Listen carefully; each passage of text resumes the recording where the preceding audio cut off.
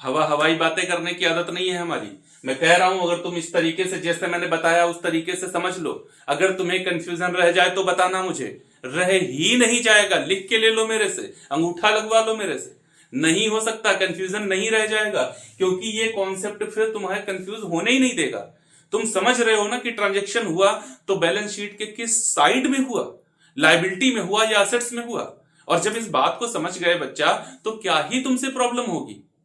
तुम increase decrease no change फटाफट निकालोगे, एक सेकंड में निकालोगे, कुछ ट्रांजेक्शन को देखते देखते निकालोगे। बार बार एक ही बात बता रहा हूं आपको, बोर्ड 2026 अकाउंटेंसी का पेपर देने के लिए जा रहे हो सीबीएसई में, 33 नंबर का क्वेश्चन देख लो।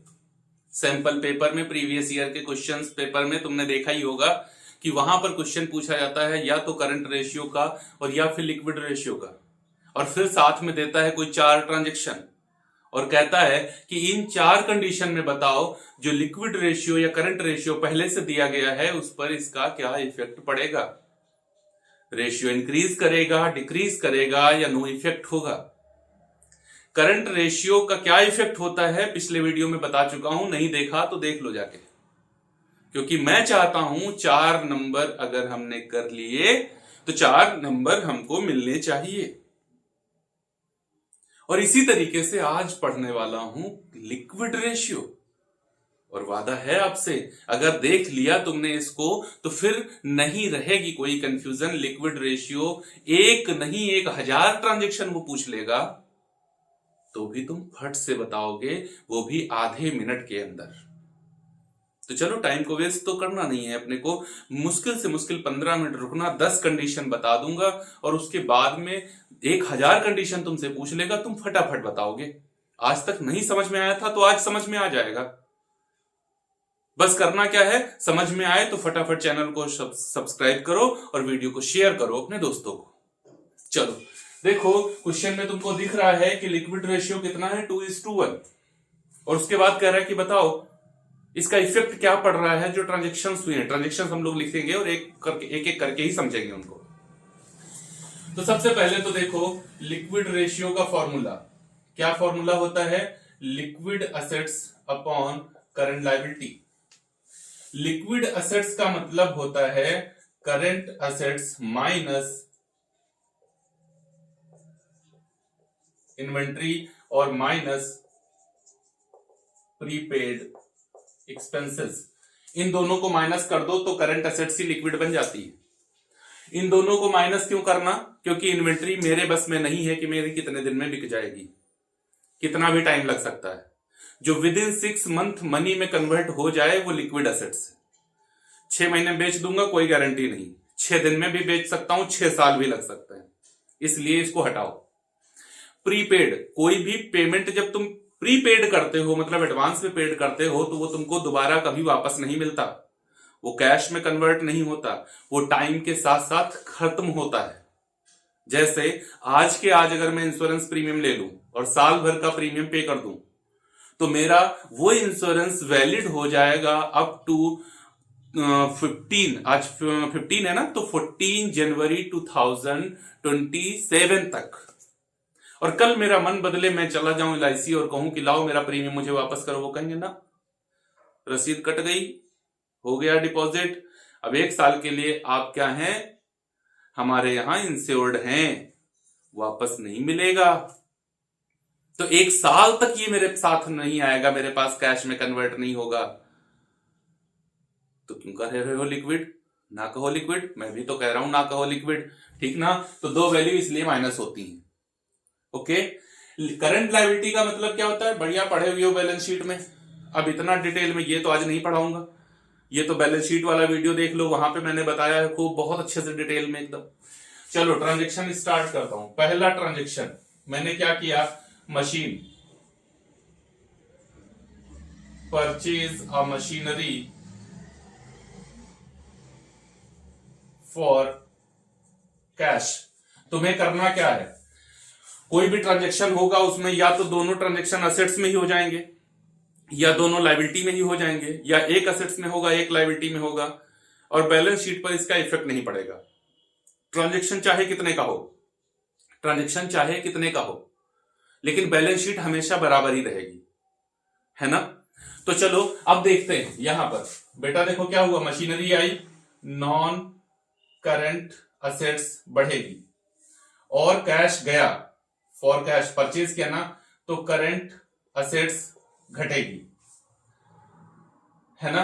क्या घटेगी? Current assets. करंट असेट्स की क्यों बात करते हो सर, मैं तो लिक्विड असेट्स की बात कर रहा हूं। बेटा मेरे करंट असेट्स में इन्वेंट्री और प्रीपेड नहीं आता, कैश तो आता है ना, तो लिक्विड असेट्स मतलब घटेगी।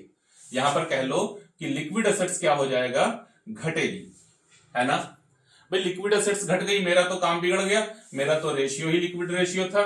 मान लेते हैं कि वहां पर वो तो चलो 2:1 दिया है, तो हम मानते हैं कि लिक्विड असेट्स हमारी 2 लाख है और करंट लायबिलिटी हमारी 1 लाख है।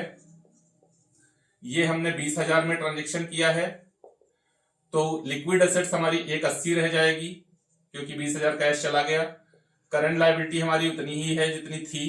देखो बेटा घटता हुआ दिख रहा है ना, तो लिखो ना डिक्रीज। बात नंबर तो बस इसी बात के हैं, पूरा लिख के दिखाना ऐसे तो ठीक। यहां अंडरलाइन करो, देख लो कि जो ट्रांजेक्शन हुआ है उसका इफेक्ट किस पर है।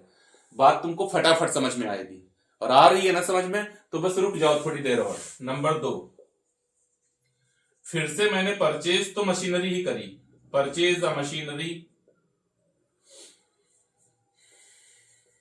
Purchase a machinery in credit, in credit.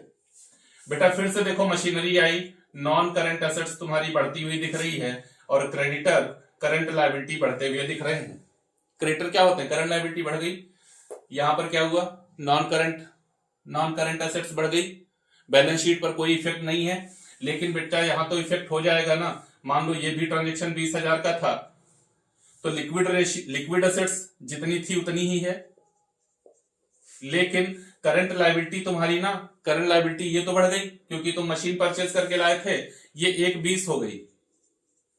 अब बताओ 1:20 से इसको डिवाइड करोगे तो कितना आएगा, जितना भी आए, लेकिन मामला क्या है, हमको तो ये बताना है कि क्या होगा, क्या ये तो डिक्रीज हो जाएगा।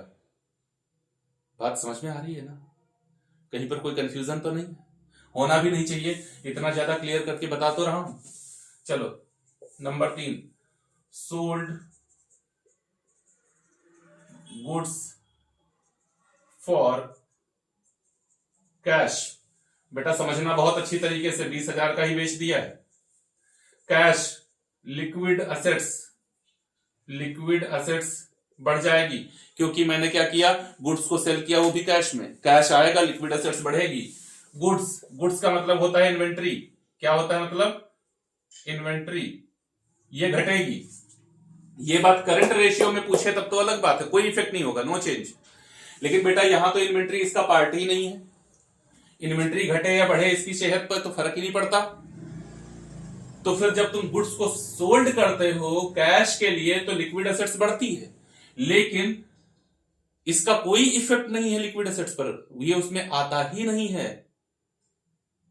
समझ गए ना, इन्वेंट्री तो आता ही नहीं लिक्विड एसेट्स में, इन्वेंट्री कम हुई लेकिन इसका इफेक्ट नहीं पड़ा लिक्विड एसेट्स पर। कैश आया, इसका डायरेक्ट इफेक्ट पड़ गया, 20,000 का आया, 2:20 हो गया। लिक्विड एसेट्स कितनी हो गई, 2:20, ये एक का एक ही। देखो बच्चा क्या हो रहा है, इंक्रीज हो गया। Number 4, sold goods in credit. Goods गया अगली बार, फिर इन्वेंट्री कम हो गई, लेकिन इन्वेंट्री का फर्क नहीं होता लिक्विड रेशियो पर। और गुड्स मैंने सोल्ड किया, ये तो बढ़ गए डेटर्स, ये बढ़ जाएंगे।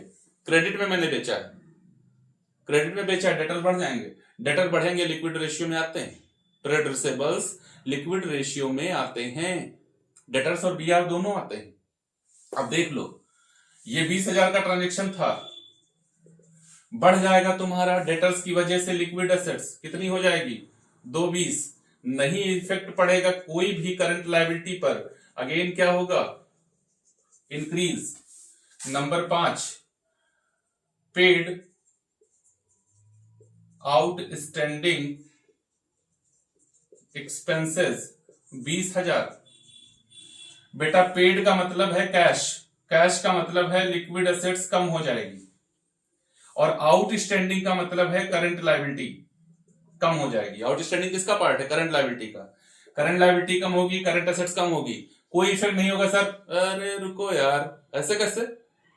देख तो लो एक बार, आंखें बंद करके काम मत करना, इफेक्ट पड़ेगा। देखो लिक्विड एसेट्स कम हो गई, कितने की बची? 180। करंट लायबिलिटी भी कम हो गई, कितनी बची? 80।